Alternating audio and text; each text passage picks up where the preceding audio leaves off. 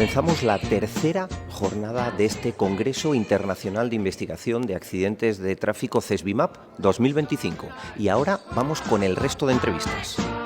Arranca la jornada con el fiscal de Seguridad Vial de Extremadura y arranca las entrevistas también con Diego Yedra, que es el fiscal de Seguridad Vial de Extremadura. ¿Qué tal esto de madrugar para dar la primera ponencia? Está muy bien porque ya me lo quito de encima. Entonces, yo me levanto a las 6:30 todos los días, no es madrugar mucho. Y nada más un congreso de este nivel en que vienes encantado de darlo y que cuenten con uno. La verdad es que el Congreso me está gustando mucho y en prácticamente todas las entrevistas voy preguntando si esto de dedicarse a la investigación de accidentes de tráfico, cada uno en su ámbito, es algo vocacional o algo que llega de forma espontánea dentro de la trayectoria profesional de cada uno. En tu caso, ¿cómo ha sido? Hombre, yo creo que todos somos conductores, todos necesitamos el vehículo para movernos y vemos los siniestros y tenemos, por ejemplo, yo soy gallego, cerca personas que han fallecido. Entonces nos preocupa muchísimo velar por la seguridad de todos los conductores, entre ellos de nosotros mismos. Por lo tanto, esto es algo que me ha gustado siempre, es vocacional y he tenido la suerte de entrar en el ámbito del derecho penal en Ciudad Vial y por lo tanto cada día me gusta más, acudo a muchísimos foros y me parece súper interesante. Tenemos millones de conductores, 36 millones de vehículos en España y por lo tanto es algo que no va a parar, va a más. Una cosa que no va a parar y va más es la inteligencia artificial. En la ponencia que has dado hace escasos minutos hablabas de que la inteligencia artificial está, pero en el ámbito de hacer peritaciones, digamos que la legislación europea ya ha dado un paso para intentar, limitar el uso indiscriminado de la inteligencia artificial. Sí, o utilizarla, pero determinando de dónde viene, que no es algo original de un perito particular, sino que lo has hecho a través de inteligencia artificial. Es evidente que hay que educarla, darle información, darle material para que haga su análisis. Y entonces, pero tienes que decir que aquello está hecho con inteligencia artificial y para que los demás puedan contrastarlo. Otra cosa que se ha venido comentando a lo largo de todas las sesiones es la presunción de veracidad de las fuerzas y cuerpos de seguridad cuando hacen los informes. A mí me gustaría que explicaras a la audiencia de Auto FM exactamente en qué consiste esto y cómo se forman esas fuerzas y cuerpos de seguridad para realmente tener todo ese know-how técnico a la hora de hacer investigación de accidentes de tráfico. Son dos preguntas complejas. La primera, es evidente que esa apariencia imparcial la tienen desde el momento en que ellos llegan al lugar y no tienen interés de parte, nadie les paga. Ellos son funcionarios públicos y sus sueldos se dan todos los meses. Ellos llegan al lugar, lo analizan y es objetivo. Y eso conecta con la segunda de las preguntas. ¿Cómo se forman? Pues evidentemente tenemos un centro de referencia internacional en España, que es la Escuela de Tráfico de la Guardia Civil, que está situada en Mérida. Aparte tenemos de otras fuerzas y cuerpos de seguridad del Estado, como los Mossos d'Esquadra o la China, y es gente muy cualificada.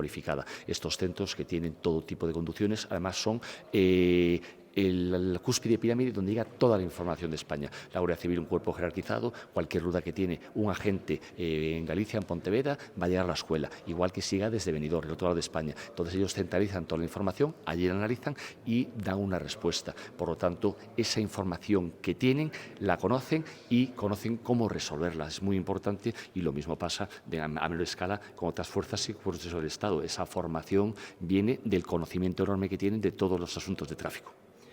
¿El concepto impericia dentro de las fuerzas y cuerpos de seguridad del Estado no existe? ¿O cómo se trabaja con la impericia? Porque no todo el mundo tiene la misma cualificación.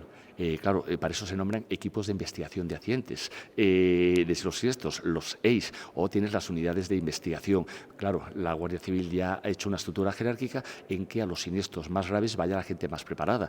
Por ejemplo, si tenemos algún hecho muy controvertido con muchas víctimas, siempre van a acudir los dos equipos especializados, el ERAT de Madrid, el equipo de construcción de accidentes de tráfico, o el DIRAD de Mérida, que es el Departamento de Investigación y Accidentes de Tráfico. Por lo tanto, esos dos equipos tan cualificados llevan los asuntos más controvertidos, más complejos y van a intentar dar una respuesta satisfactoria a los tribunales y a las víctimas. Me viene muy bien que hagas esta reflexión porque una de las preguntas que tenía pensadas es los accidentes mediáticos. Y cuando hablamos de accidentes mediáticos no tiene por qué ser un accidente en el que hay muchas víctimas, sino un accidente que primero está en televisión antes incluso de que lleguen los agentes a hacer la investigación. ¿Cómo afecta eso al procedimiento? Esperemos que poco, porque nosotros nos abstraemos de lo que es la influencia mediática, lo cual es muy difícil. Todos estamos interconectados, hay esta información, pero claro, será un informe objetivo por parte de la policía. ¿Qué asuntos son mediáticos? Pues que hay un accidente, una persona drogada, una persona bebida, que encima sea conocida y que lo hayan grabado los familiares. Por lo tanto, ese asunto es mediático y ya te va a, ciertamente, a mediatizar, que intenta ser lo más objetivo posible y que eso quede al margen. ¿Que va a estar en prensa? Sí, pero todos sabemos, tal y como va tan deprisa la información hoy en día, que lo que a lo mejor tenía que estar, porque es importante, hay otra noticia que la solapa y no llega. ¿Quién mide lo que es mediático y no es mediático? Esa pregunta os la hago yo a vosotros. Bueno, pues es sencillo, para eso tenemos los trending topic y tenemos todas las mediciones digitales que antes, cuando solo había televisión, no se podía hacer y que ahora, gracias o por desgracia, a toda esta conexión, sí que se pueden medir exactamente los impactos digitales en tiempo real que tiene una noticia u otra noticia. Yo creo que eso afecta más de lo que entiendo la postura, pero creo que eso, todos somos humanos, tiene que afectar mucho, ¿eh? No lo niego, y es algo que también he referido. Una duda que tienen muchos de nuestros oyentes es el tema de la dashboard, de la cámara dentro del coche. ¿Es legal llevar una cámara dentro del coche para grabar un potencial incidente, un potencial accidente? Lo que no está regulado. Entonces, ¿lo no regulado es legal o es ilegal? Que es la pregunta que yo hago muchísimas veces. Claro, hay que ponernos en la posición de por qué tú tienes esta grabación. La Agencia Española de Protección de Datos ha dicho: yo tengo una cámara en la bicicleta y es mi ocio y lo puedo regular. Si yo tengo una cámara en concepto de vigilancia, es ilegal. Para eso están las fuerzas y cuerpos de seguridad del Estado. Pero ¿qué pasa estos nuevos vehículos que tienen esas cámaras para evitar que me golpea, acreditar los hechos? Pues tiene que regularlo el legislador. Si nos vamos a otros países, la cámara es fundamental. Estamos hablando de países con violencia, Sudamérica, que tenemos atracos, países del este, en que las carreteras no se circulan de una manera tan ordenada como en España, y esa cámara sirve para acreditar cualquier golpe, cualquier responsabilidad. Por lo tanto, aportan elementos muy importantes a la hora de discernir la culpa. ¿Y en España es legal o es ilegal? Lo que está es huérfana de regulación clara. Y bajo su opinión, ¿usted algo que está sin regular entiende que es ilegal per se porque está sin regular? No, evidentemente si está sin regular, mientras no haya algo que lo prohíba, está permitido. No podemos llegar a esa conclusión absurda de que lo no regulado está prohibido. No, tenemos que estar permitido hasta que vemos una norma que restringe, y al legislador, ya sea de cualquier nivel, le encanta restringir. Y para terminar, una pregunta que nos vamos a salir un poquito del contexto. Ha hablado usted que a veces coge casos o le tocan casos que no tienen que ver exactamente con tráfico, con la seguridad vial. Y ahí le hago la pregunta: ¿afecta la LOPIVI, la Ley de Protección a la Infancia, dentro de este ámbito de la seguridad vial, o son como cosas que están independientes? Porque tenemos, desgraciadamente, muchos accidentes e incidentes en los que hay menores implicados, o incluso algo tan sencillo como una alcoholemia brutal o unas drogas brutales, y hay niños menores en la parte de atrás del coche. ¿Se tiene en cuenta esto? El SAREI no, lo que se tiene en cuenta son las víctimas y la especial protección y vulnerabilidad de los menores, a los cuales la Fiscalía siempre, con nuestras normas internas, prestamos la mayor atención posible, porque hay que protegerlos, esos usuarios vulnerables. Y es muy complicado dar respuesta cuando el responsable, el que va drogado, es el padre, al cual hay que pedir una pena importante de cárcel por causar heridas a su hijo. Son asuntos que nos llegan a nuestro corazoncito y lo pasamos mal, porque claro, ¿quién decide privar al padre de la patria potestad de ese hijo porque ha hecho un delito, ha cometido ese delito? Y te encuentras con que el padre va en conjunto con la madre, están de acuerdo, no le han puesto el sistema de retención infantil al niño, sale despedido, muere, y tengo que pedir una pena de cárcel para el padre. La madre puede ser o no cooperación necesaria en esa acción. ¿Y quién protege al niño? ¿Es buena la solución? Pues evidentemente el derecho penal muchas veces da soluciones objetivas, que tienes que conllevar una pena, pero no es una satisfacción personal el hecho de privar al niño de la compañía de su padre. Entonces, a veces los fiscales tenemos un problema aquí de conjugar esa doble vara: la responsabilidad penal y el esfuerzo por conciliar la vida familiar. Pues muchísimas gracias por compartir unos minutos con los oyentes de Auto FM, y nos encantaría que de vez en cuando pudiéramos tener acceso a hacer alguna pregunta off the record, o sin off the record, mejor en la radio, porque creo que el trabajo que hacéis desde la Fiscalía de Seguridad Vial es mucho más importante de lo que la ciudadanía, el general de los mortales, tiene en conciencia, y creo que sería bueno que tuvierais una relación más cercana con el ciudadano. La Fiscalía de Seguridad Vial siempre está abierta a los medios, contactamos muchísimo con ellos y una de las funciones del anterior fiscal de sala fue que estemos prestos a contestar cualquier pregunta que se nos haga, siempre que no afecte a derechos fundamentales o la intimidad de una persona investigada. Evidentemente, damos la información que se nos pide en la medida siempre de lo posible y los cauces legales y mientras el procedimiento no esté cerrado. Perfecto, pues muchísimas gracias. Me quedo con un sí, podemos contactar más adelante, siempre que, evidentemente... Siempre. Evidentemente, por lo menos con el fiscal delegado de Seguridad de Extremadura, está a su disposición. Perfecto, muchas gracias. A ustedes. Seguimos en esta tercera jornada del Congreso de Investigación de Accidentes de Tráfico. En esta ocasión estamos con Antonio Ordóñez y Rubén Martínez de la Policía Municipal de Madrid. Han dado una ponencia, igual que los otros 25 compañeros que han estado hablando de investigación de accidentes de tráfico. Así que vamos a arrancar con vosotros con una pregunta muy sencilla. ¿Trabajáis en investigación de accidentes de tráfico porque os lo habéis encontrado en vuestra trayectoria profesional o es totalmente vocacional? Yo creo que por un compendio de ambas, porque al final es una cosa que, como es una competencia exclusiva en casco urbano de las policías municipales, siempre llama la atención, pero al final llega un momento en tu carrera que te lo encuentras, entras dentro y te das cuenta pues, de que lo que parecía que te iba a gustar realmente te gusta. Sí, efectivamente, opino exactamente igual. Es un compendio de ambas y realmente es parte vocacional y parte que, bueno, al final los caminos van confluyendo y nos interesa, nos gusta y por eso al final estamos en el departamento nosotros de reconstrucción de accidentes de los accidentes de tráfico. Sí, ambas. Han pasado ya por los micrófonos compañeros de ciudades mucho más pequeñas que la vuestra. ¿Se nota que vuestro municipio, Madrid, tiene más capacidad económica y con lo cual tenéis más facilidad para desempeñar vuestro trabajo? ¿O realmente no hay tanta diferencia entre una ciudad de 100.000 habitantes y una de varios millones? Pues a ver, siempre hay discrepancias, pero sí que es cierto que nosotros tenemos quizá un presupuesto más elevado, pero también tenemos una incidencia mayor, con lo cual la media sale más o menos igual. Sí que es cierto que bueno, Madrid se puede permitir la inversión en ciertos elementos que a lo mejor, si no se tuviera tanta incidencia accidentológica, no serían viables o no serían tan necesarios, y quizá ahí a lo mejor sí que podamos tener un poquito de ventaja, pero luego hay ciudades, por ejemplo, como Burgos, que están tecnificados al máximo y bueno, o sea, nosotros nos miramos en ese aspecto en ellos porque al final, si te miras al ombligo no creces y es interesante mirar a tu alrededor, ver lo bueno que tienen los demás e intentar llegar a lo bueno. O sea, que en ese caso, y contestando a tu pregunta, yo creo que al final, aunque pueda haber discrepancias, el tema del tamaño de la ciudad diluye las diferencias que pueda haber por la cantidad de trabajo que se genera. ¿Cuántos años lleváis haciendo investigación de accidentes de tráfico? Bueno, llevamos, yo personalmente, 11 años. Dentro de los 21 años que llevo en la Policía Municipal, 11 de los cuales estoy ya metido más exclusivamente en la investigación de accidentes de tráfico. Primeramente en la calle, donde salíamos in situ al accidente, realizamos toda la inspección ocular y luego ya llevamos 6 años más especializados en los informes técnicos. Y en estos 11 años, ¿qué cambios o qué diferencias has notado en cuanto a la tipología de accidentes o a la facilidad o no que tenéis de recopilar datos? Las técnicas han avanzado muchísimo y constantemente tenemos que actualizarnos.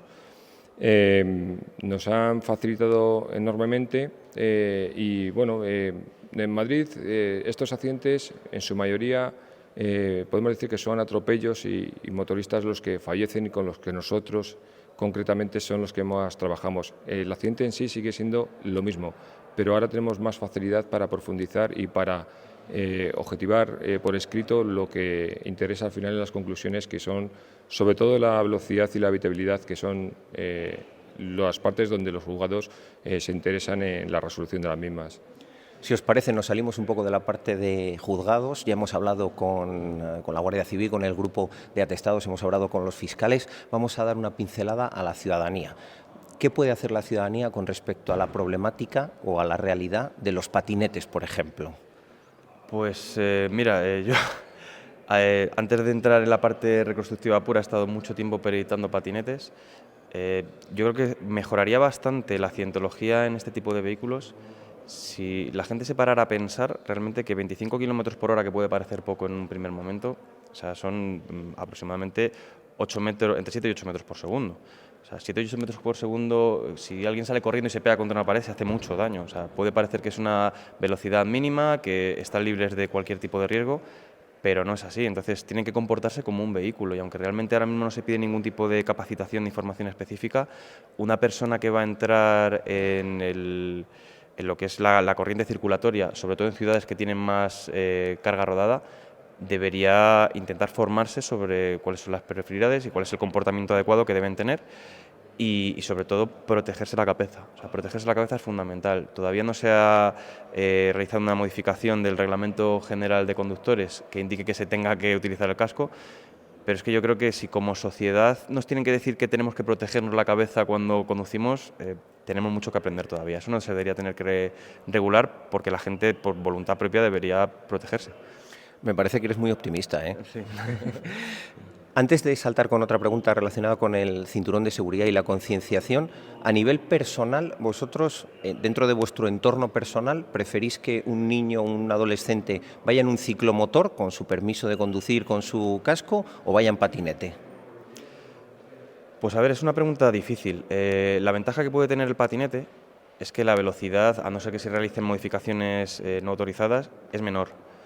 Lo que pasa es que tiene menor maniobrabilidad, y para poder conducir un ciclomotor se tiene que tener una capacitación previa, tienes que tener una autorización El tipo AM, con lo cual ya por lo menos se asegura, aunque podríamos entrar quizá que la profundidad de la formación que se tiene que tener no es muy adecuada, pero bueno, al margen de eso, tenemos que una persona que está ya formada y capacitada, por lo menos nos estamos asegurando de que tiene ciertos conocimientos sobre cómo debe comportarse la circulación, con lo cual ahí ya se están evitando accidentes por comportamientos que no son adecuados.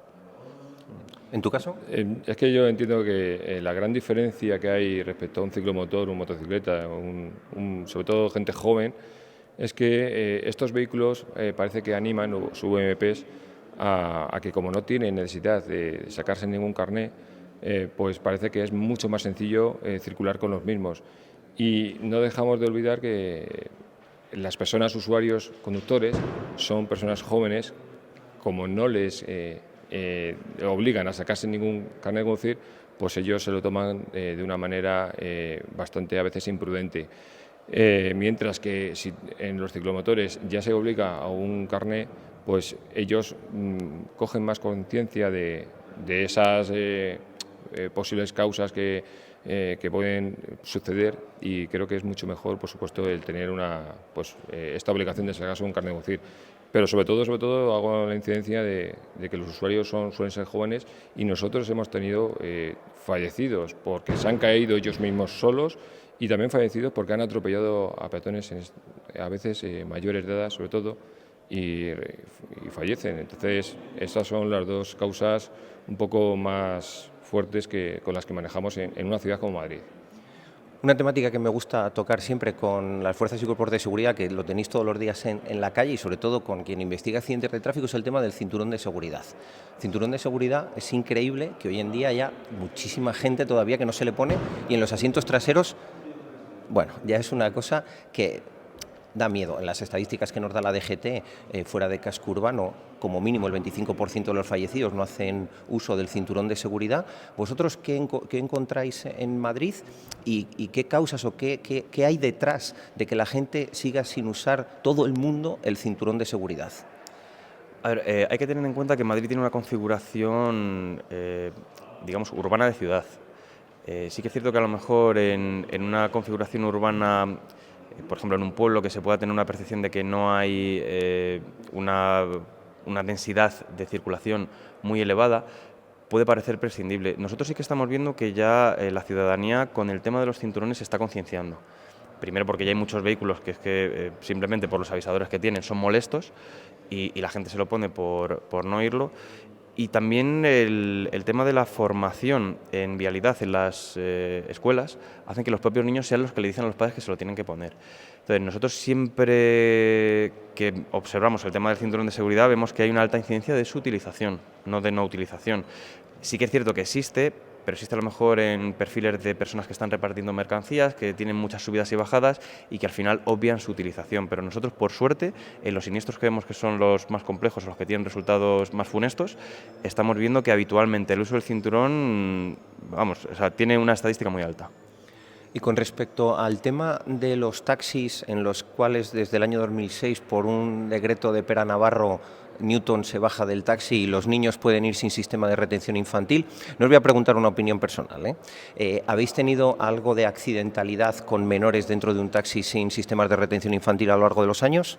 No, yo personalmente no recuerdo ninguna accidente de este tipo, porque también es cierto que nosotros es que solamente nos centramos en los siniestros con fallecidos, pero no recuerdo ningún accidente que sea un taxi y efectivamente debería llevar el niño una cita. O sea que Newton ha hecho caso a Pera Navarro y les mantiene al margen dentro de casco urbano. Oye, pues muchísimas gracias por compartir unos minutos con los oyentes de Auto FM y sobre todo por seguir currando cada día por mejorar la seguridad vial de todos los madrileños. Muchas gracias. A vosotros. Gracias, muchas gracias. Lo bueno se hace esperar. Habéis hecho muy bien el storytelling aquí en este Congreso de Investigación de Accidentes de Tráfico porque el primer día vimos lo primero de todo, ese crash test a cielo abierto en el que un vehículo 100% eléctrico impactaba, tenía un alcance a un vehículo más antiguo, con más experiencia de combustión.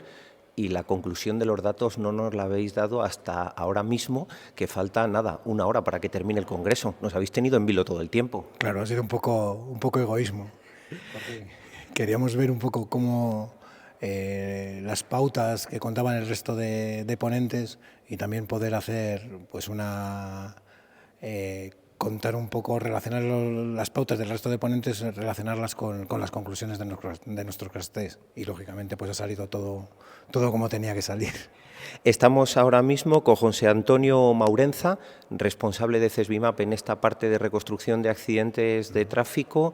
Has dado una ponencia que realmente me ha gustado mucho. De hecho, todas las ponencias las ha aplaudido la gente, a la vuestra la han aplaudido yo creo con un poquito más de intensidad. Pero porque tenemos buenos amigos ahí. No, porque al final la gente lo que quiere es ver. O sea, cuando nosotros íbamos al colegio nos podían contar las matemáticas en la pizarra, pero lo que queríamos luego era contar bolitas y sumar bolitas. Y al final es eso, al final se trata de que la gente vea y no solo de tratar a la gente como si fueran gente que no tiene conocimientos, sino que a la gente hay que contarla por qué ocurren las cosas. Y si hay una cierta incertidumbre, como hemos contado, pues decir por qué pueden ocurrir esas cosas y si esto ocurre cuando tenemos todo previsto, imagínate cuando el accidente es un accidente real. Descríbenos un poco para los oyentes que están solo a lo mejor viendo esta píldora en vez de viendo todo el programa. Descríbenos técnicamente, de forma muy sencilla, cómo ha sido el accidente. Vale, el accidente era un accidente por alcance, donde un vehículo, como decías tú, eléctrico, con la particularidad de tener 1.800 kilos, golpeaba sobre un vehículo de combustión más antiguo que solo pesaba 1.400 kilos. Al final lo que se trataba era un poco de analizar cómo se extraían los datos de vehículos más antiguos y cómo extraemos los datos de vehículos más modernos. Me voy a adelantar yo. Los más modernos se extraen prácticamente en un abrir y cerrar de ojos gracias a esa tecnología que tienen embarcada y lo que nos has dicho es que habéis tenido que estar pues casi un día sensorizando el vehículo antiguo para poder coger todas esas aceleraciones en distintos puntos. Efectivamente, esa es la diferencia fundamental. Esa facilidad de extracción de datos tampoco tiene que llevarnos al error, puesto que durante todas las jornadas ha puesto de manifiesto la necesidad del reconstructor para interpretar cada dato en su contexto y no hablar solo de datos generalistas, y muchas veces la facilidad de extraer los datos nos lleva a la comodidad y nos puede llevar al error. Descríbenos el impacto de este accidente en datos. Velocidad a la que ha impactado, delta V, velocidad de salida del vehículo al que ha sido alcanzado. Vale. Así de memoria, la velocidad de impacto estaba planeada a 35 km por hora. El EDR, la caja de registro de datos, nos ha dado 38 km por hora. Nos hemos ido un poquito. Estaba planteado también hacerlo longitudinalmente, pero no sabemos por qué. En un momento el coche se ha girado un poquillo y hemos detectado un giro de volante de unos 8 grados. Me viene muy bien que hayas dicho esto porque al inicio, cuando iniciábamos este especial, yo hablaba de realmente la importancia que tenía el tipo de test que habéis hecho, porque es cierto que habéis teledirigido el coche, que la tecnología ha avanzado mucho, que hace 15 años este mismo ensayo, bueno, pues habría sido Dios sabe cómo, no estaba tan controlado, pero incluso en ese entorno controlado se ha desviado el coche 8 grados. ¿Qué quiero decir con esto? Poner de manifiesto el valor que habéis tenido a la hora de hacer un ensayo con una dificultad extra, que es que tenéis la lanzadera de ensayos con la guía, con el carril, a 50 metros de donde se ha hecho esto exterior, que nuestros oyentes entiendan que hay una dificultad añadida de hacer lo que habéis hecho. Claro, la dificultad viene o se sobrepasa con el trabajo. O sea, esto ha durado 2 segundos, desde que arranca el coche hasta que golpea son 2-3 segundos, pero estuvimos 4 días antes ajustando la velocidad para que aquello pasara. Lo que comentaba en la ponencia, decidir si poníamos el interruptor para las cámaras de alta velocidad o lo dejábamos en manual, con el riesgo que conllevaba de tener que salir aquí delante de 200 personas y decir la culpa ha sido de este señor que no ha apretado el botón, que últimamente es bastante socorrido. Bueno, al final es eso. Si sueltas el volante de tu coche, vas a ver que a veces el coche también vadea. Entonces, bueno, pues juegas con eso, dejamos la suficiente seguridad a ambos lados del carril por donde tenía que circular el vehículo. Y yo te voy a ser sincero, como técnico, que haya cosas que no es lo que la gente espera y las puedas explicar, pone más en valor el trabajo que hacemos en el departamento. Seguimos con los datos. Impactáis a 35, 38 kilómetros por hora. ¿Qué pasa luego? Pues en este caso lo que pasa es que toda la energía que lleva nuestro Volkswagen ID3, 1.800 kilos. con esos 1.800 kilos, se pasa al Renault Megane, que lleva 1.400 kilos. Lo que tenemos es un delta V aproximadamente de 21 kilómetros por hora, creo recordar, y una deceleración de 12 Gs. Eso lo lee el vehículo, lo lee nuestro Volkswagen y provoca pues que saltaran los airbags el airbag del conductor, porque el de pasajero lo habíamos desconectado. Yo creo que un poco por la lateralidad también de esos 8 grados saltaron los 2 airbags de cortina y también saltaron los pretensores del coche. En el Renault Megane lo que vimos es que prácticamente la parte trasera estaba, no te digo desintegrada, pero había sufrido daños, como es lógico. En este caso es un Renault Megane, pero hubiera dado cualquier coche. Y vemos que el dummy del niño, por ejemplo, pues tiene las rodillas prácticamente pegadas al asiento trasero. Decías en la ponencia que el Megane se lanza a 25 kilómetros por hora, porque hay que tener en cuenta que el Megane no le teníais bloqueado, estaba libre, estaba en punto muerto, sin freno de mano, sin ningún freno. Si hubierais cambiado esa característica y hubierais bloqueado el freno, habría habido otra serie de deceleraciones, otra serie de cosas, para explicar bien cuál es el contexto. Háblanos un poco de las aceleraciones, porque al final la madre del cordero de la seguridad son las aceleraciones o las deceleraciones, depende de cómo lo miremos. Efectivamente. Sí, la aceleración normalmente nos lleva luego a una deceleración. Sí. Es lo que hemos contado un poco también en la ponencia. Al poner los crash tests que hacemos habitualmente a 15 kilómetros por hora, no era tanto ver la diferencia de velocidad como ver que el crash test a 15 kilómetros por hora es contra un elemento rígido, contra un muro de 35 toneladas. Eso hace que toda la velocidad que lleva el coche se transforme en energía de deformación. Y al final tienes un delta V, tienes una deceleración muy grande. Si tú divides ese delta V entre el tiempo que ocurre, te da la deceleración. Y lo mismo ocurre en el crash test que hemos visto trasero. Lo que tenemos es que hay una deformación más progresiva porque no chocamos contra un elemento rígido, como lo que he contado antes, esa traviesa de aluminio, y hace que el delta V no haya tanta diferencia con el delta V que tenemos en el... Sí. En este caso 21 kilómetros por hora. 21 y en el de 15 kilómetros por hora, quiero recordar que eran 16. No es un delta V muy grande, pero ocurre en un tiempo diferente, con lo que las deceleraciones también son diferentes. ¿Y habíais sensorizado el Megane con acelerómetros en la parte estructural del maletero y también teníais uno colocado en la varilla del reposacabezas, no en la cabeza del dummy? Hemos visto que hay una diferencia de deceleraciones muy importante con la variación que tiene el hecho de que el dummy fuera golpeando ese acelerómetro. Tenemos 12 Gs aproximadamente de deceleración en la parte trasera del coche, pero en la varilla del reposacabezas llegáis a medir 21 Gs de deceleración. A ver, esto no tiene que inducir a error. Esto viene por un defecto que tenemos en CESBIMA, que algunos tenemos que tener. Medir de más. No, que nos gusta hacer cosas raras. Entonces lo que decidimos era montar en la varilla del reposacabezas, montar un sensor. Lo íbamos a haber montado en la cabeza del dummy, pero los sensores que tenemos nosotros no son normalizados para ese tipo de trabajos. Entonces decidimos no hacerlo de esa manera. Entonces lo colocamos en la varilla, pero lógicamente la varilla del reposacabezas no es un elemento rígido, se va a mover hacia adelante y hacia atrás. Y lo que ocurre es que luego hay un efecto rebote de la cabeza que hace que continuamente el decelerómetro esté funcionando como si tú tiras una pelota y estás rebotando continuamente. Vas a tener aceleraciones positivas, negativas, hasta que la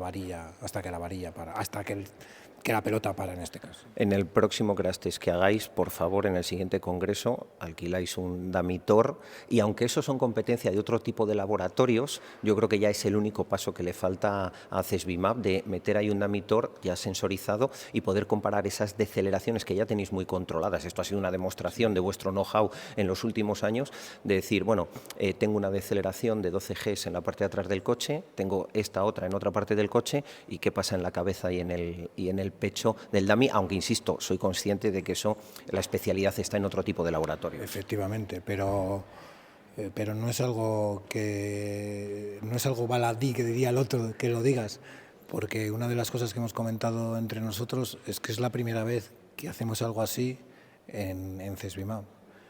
¿Por qué no mañana un laboratorio va a venir y nos va a decir os dejo los dummies y me hacéis una prueba en CESBIMAP? Si a mí algo me ha enseñado en los años que llevo en CESBIMAP trabajando es que cualquier cosa se puede hacer y va a haber gente que la quiera hacer.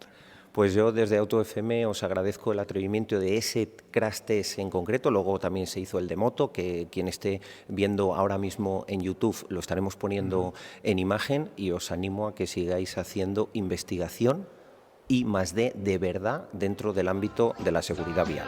Muchísimas gracias. Es un placer.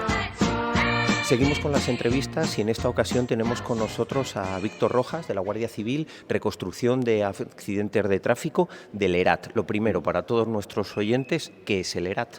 Pues el ERAT es un equipo de reconstrucción de accidentes que trabajamos a nivel nacional, y cuando los equipos de atestados pues les faltan algún tipo de dato o no pueden calcular la velocidad, pues nosotros estamos encargados de hacer ese tipo de informe pericial para aclarar y especificar y aumentar las primeras diligencias que ellos hacen de una forma más profesional, puesto que tenemos mejores medios técnicos. ¿Y medios técnicos tenéis? ¿Qué formación tenéis los miembros del ERAT? Para pertenecer primero al equipo de reconstrucción tienes que tener el curso de atestados informes y tenemos una formación continua. O sea, nosotros durante todo nuestro proceso de formación en el ERAT tenemos una formación continua, y lo que hacemos es realizar cursos, investigar, cursos universitarios para estar constantemente informados y instruidos. Aquí ha habido una ponencia dentro de este Congreso de Investigación de Accidentes de Tráfico en el que has hablado del dolo. Yo creo que la mayoría de oyentes de AutoFM no tienen idea de exactamente qué es el dolo. Explícanoslo de una forma muy sencilla. Vale. Pues el dolo, lo que es en un siniestro vial, que dejaría de ser siniestro vial, sería un delito doloso, es la voluntad consciente que tiene una persona para cometer un daño. O sea, no es un accidente fortuito, no es algo que no queramos y ha sucedido, no. El dolo, tenemos el directo, que es yo soy consciente de lo que estoy haciendo y quiero hacerlo. Luego tenemos el dolo eventual, que es, como he explicado, me arriesgo a que suceda un daño ilícito y lo hago igualmente. Y luego tenemos lo que es la imprudencia grave, que es el 99% de los accidentes que tenemos. Nos has contado algunos casos y cómo es vuestro procedimiento de investigación. En algún caso, un accidente que estáis investigando que a primera vista parece que sí que hay dolo, según vais dilucidando las pruebas y vais juntando indicios, etcétera, etcétera, ¿os habéis encontrado alguna vez con algún inocente y que realmente ha sido algo fortuito? Sí, claro, por supuesto. Se investiga normalmente, y cuando ya vamos eliminando la posibilidad de que exista dolo, pues pasa a ser un accidente por imprudencia grave simplemente. Y luego los accidentes mediáticos. A mí los accidentes mediáticos la verdad es que me causan absoluto estupor porque están antes en la televisión, están antes en la radio de lo que llegáis vosotros allí. ¿Qué diferencia hay entre investigar un caso que ha salido un montón en la tele y que ya todo el mundo tiene una opinión con respecto a otro que hay víctimas, tiene la misma gravedad pero no ha salido en la tele? Pues para nosotros todos los accidentes son iguales, sea mediático o no sea mediático. Hayan fallecido 7 víctimas o haya fallecido solo una, porque al final esa una es igual de importante que las 7. Entonces nosotros todos los accidentes los tratamos iguales. Presión tenemos 0. Nosotros lo que pasa es que cuando llegamos a ese tipo de accidentes intentamos que no nos contaminen la cena y aislarnos totalmente de lo que se pueda decir. Nosotros vamos a nuestro trabajo, sí, escuchamos, es verdad, muchas veces cosas contradictorias en televisión, pero nosotros seguimos trabajando en nuestra línea, ya está, no nos afecta. ¿Y cuánto tiempo soléis tardar en llegar a los accidentes? Porque hay veces que a lo mejor llegáis y ya no queda nada, solo queda la carretera. Claro, en un principio cuando sucede un accidente tenemos los equipos de atestados que están en la provincia, esos llegan de forma isofacta. Cuando, como he comentado al principio, necesitan una ayuda más técnica o más profesional por parte de nosotros, o nos solicitan, o muchas veces no son los equipos de atestado de la Guardia Civil los que nos solicitan, sino que son los jueces los que solicitan nuestro informe pericial más técnico. Trabajamos a nivel Guardia Civil, Policía Local, pero de toda España. También hemos hecho accidentes en el País Vasco, en Cataluña, o sea que vamos a demanda del juez. Y sí que hay una buena relación, decías Cataluña, País Vasco, que ahí las transferencias de tráfico, valga la redundancia, están transferidas, sí que tenéis una colaboración abierta con Mossos, con la Ertzaintza, sin ningún problema. Sin problema, sí, ante todo somos compañeros, trabajamos todos en lo mismo. Que al final es intentar reducir la accidentalidad. Exactamente, o la que se produce, darle una solución del por qué se ha producido. Pues muchísimas gracias por compartir esta experiencia con AutoFM. Muchas gracias a vosotros. Seguimos en este congreso internacional. En esta ocasión vamos a tener ayuda para entrevistar a Michael Wade, uno de los ponentes internacionales que han estado aquí en este congreso internacional de investigación de accidentes de tráfico. Así que cedemos el micrófono a José María Cancer, el director general de CESBIMAP. We just wanted, first of all, to thank you for coming to our Congress. It's, we have always said it's an international Congress because people from many countries are coming to both just listen and others to present things. But in your case, we are especially happy to have you with us. It was interesting what you presented.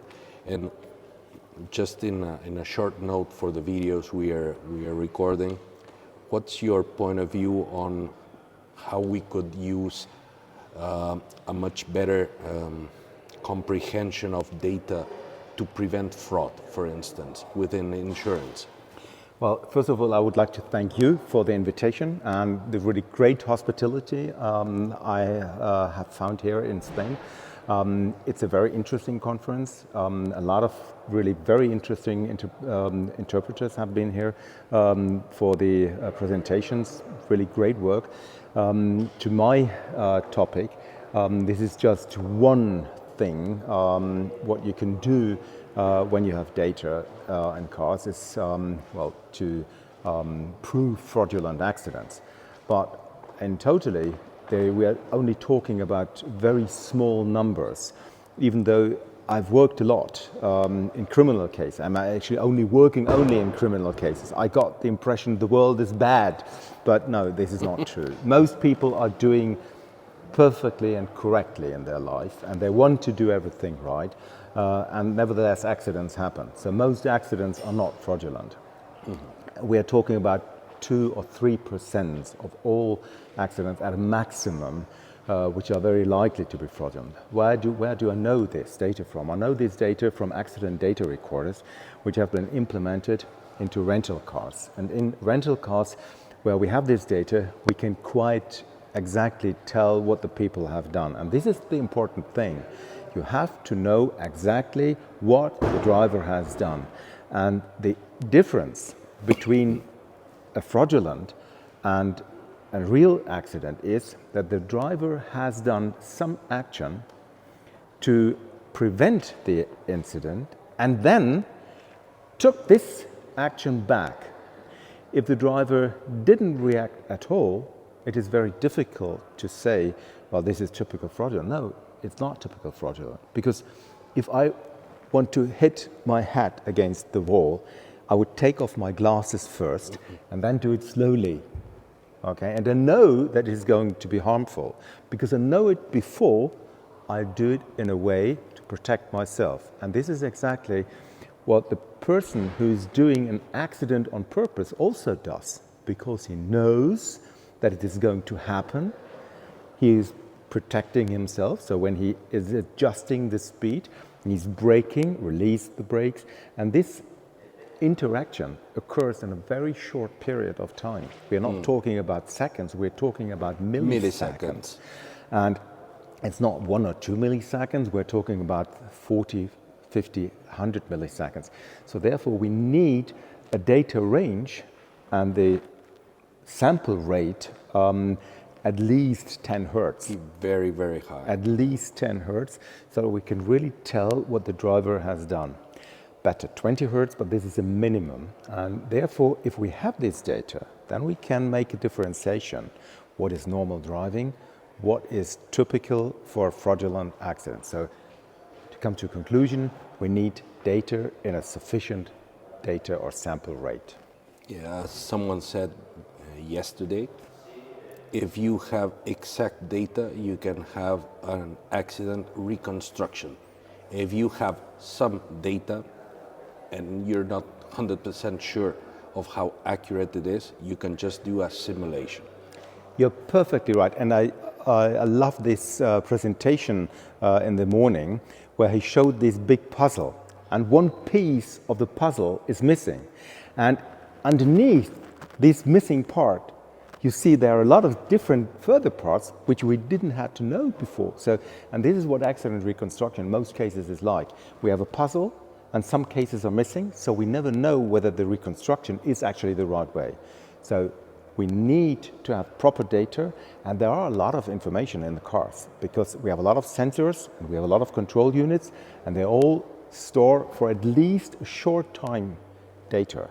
And if we encourage the politicians to store this data in the case of an accident, and at this point the protection of personal rights must stand back to the protection of life Society and as society as a whole.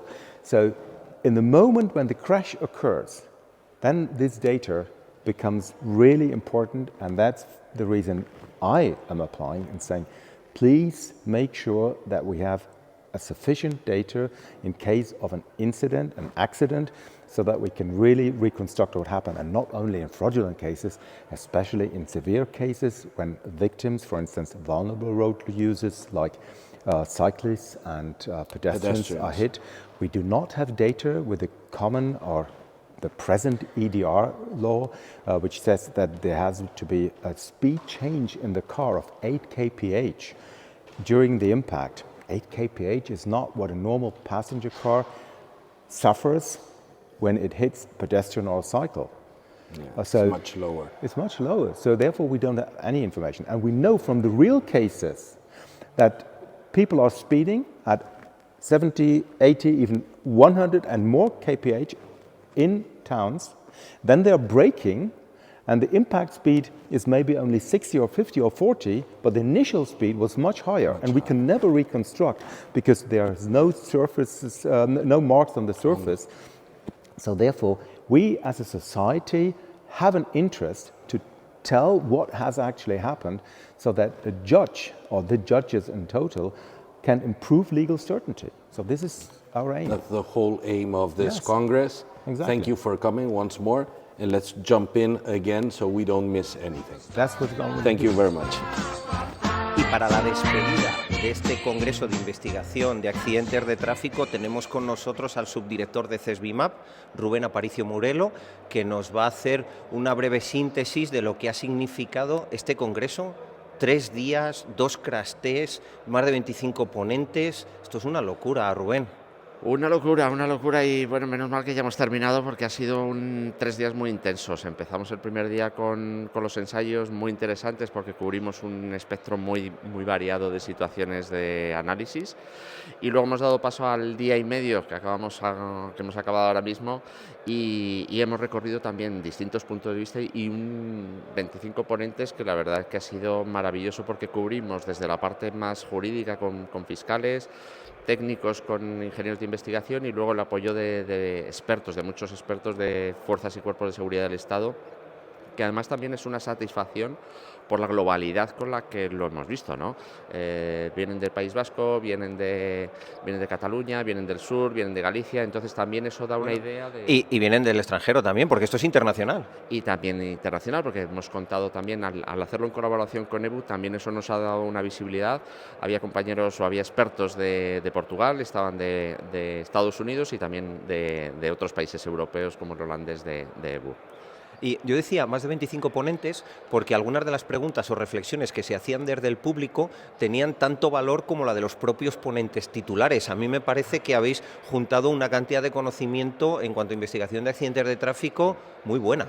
Sí, yo creo que esa es la otra parte que también le hemos dado espacio en el Congreso, teniendo muchos bloques de networking, que se dice ahora, que es esa oportunidad de decir, y además debatimos porque en el auditorio es imposible dar cabida, ¿no? Pero alguna de las preguntas sí que genera un debate que desgraciadamente hay que cortar, pero que sí se finaliza. Ayer, por ejemplo, durante la cena y en alguna de las comidas, pues también notas que la conversación, en vez de ser del tiempo o de fútbol, vuelve a ser otra vez del tema del Congreso. 250 frikis de la investigación de accidente de tráfico. O sea, te has quedado corto diciendo que en las comidas y en las cenas no se habla de fútbol, no se habla del tiempo. No, aquí solo se habla de investigación. Solo, sí. La verdad es que es un mundo muy especial, muy particular, muy técnico y la verdad que también, como decía yo en la parte final, la despedida, ¿no? Y sobre todo con esa parte humana, porque aunque lo estamos objetivación todo a números, a velocidades, a distancias, pero son desgraciadamente cosas, accidentes donde hay una lesividad muy grande, con muchos fallecidos, y al final ese es el objetivo, ¿no? Lo dije en el inicio, conocer bien las causas y mejorar la seguridad vial y la movilidad, y eso es lo que también intentamos. Bueno, ¿cuándo lo vamos a seguir intentando? ¿El año que viene habrá un segundo congreso o no te puedes todavía mojar y decirnos esto en los micrófonos de Auto FM? De momento déjame coger fuerzas después de 3 días tan intensos, pero sí, la verdad es que con el ánimo, como en tantas otras cosas que hacemos desde CESBIMA, de colaborar, de aportar y de buscar en aquellas situaciones donde podamos ser organizadores y donde ayudemos a la difusión del conocimiento, pues ahí estaremos. Pues muchísimas gracias de parte de todos los oyentes de Auto FM y de todo el equipo de Auto FM por contar con nosotros para hacer este pulso del Congreso en el que intentamos trasladar al oyente que no es tan friki como nosotros en temas de investigación de tráfico, pero que sí tenga esos conceptos, entienda un poco de qué va esto y tenga también la imagen de ese fiscal que nos explica un detalle técnico, de esa persona de la Guardia Civil que nos dice qué es el dolo, de un montón de investigadores independientes que han pasado por estos micrófonos y un montón de policías locales. Hemos tenido una representación, yo creo que muy buena, de toda la geografía. Sí, completamente de acuerdo. Sí que es muy variado, es muy amplio los participantes que han estado y sobre todo también esa visión que dices tú de aterrizarlo. Una de las ponencias lo ponía de manifiesto, ¿no? Trasladar ese lenguaje técnico en el caso de los ingenieros, el médico o el legal y jurídico, y hacer una aglutinación y una simplificación para que el juez que tomará la decisión, pero también todos los que estamos en el entorno, aseguradoras y personas con algo menos de conocimiento técnico, facilitar esa interpretación de la información y que sea al final difusión y conocido por todos. Bueno, enhorabuena porque esto ha salido de cine. Gracias, Rubén. Gracias a vosotros.